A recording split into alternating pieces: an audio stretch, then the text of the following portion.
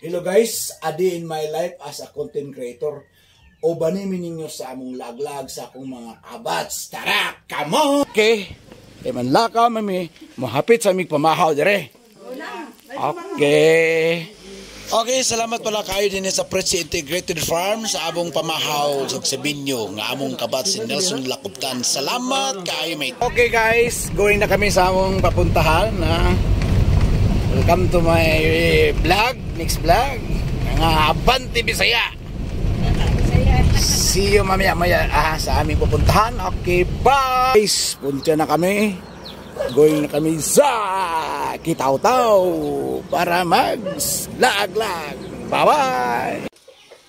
Okay guys, nandito na tayo sa Sinuda. Stop over muna kami at hinihintay namin yung mga kasama namin nasa huli. Ayan o, wala pa sila o.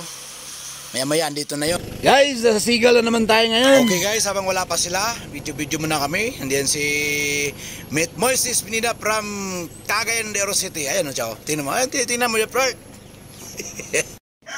Okay guys, going na kami sa Bimwa Farm, Marilog, Davao City. Para mag-picture kami sa daming mga view doon. Okay guys, andito na yung mga kasama namin, no? Cagayan. Welcome kayong lahat, welcome. Okay guys, andito na kami sa Bimwa Farm, Marilog, Davao City. Ito yung pinaka-entrance nila. Okay, medyo gutom naman, kakain na kami. Kaluoy ba kaya anin nila, oy?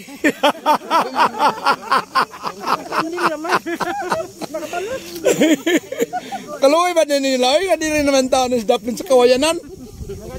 Marumag na kainumdum sa uyab-uyab pa. Sa may kawayanan.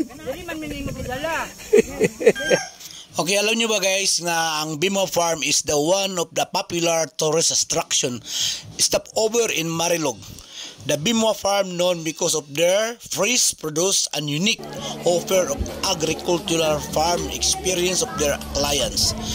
The farm is located at Barangay Salumay, Marilog District, Davao City. The drive to the farm is through Buda, a part of Davao City where the climate changes from the hot and humid temperature of the city to a cold and dry climate. It would take around an hour and a half drive or almost 2 hours. It depends on your speed.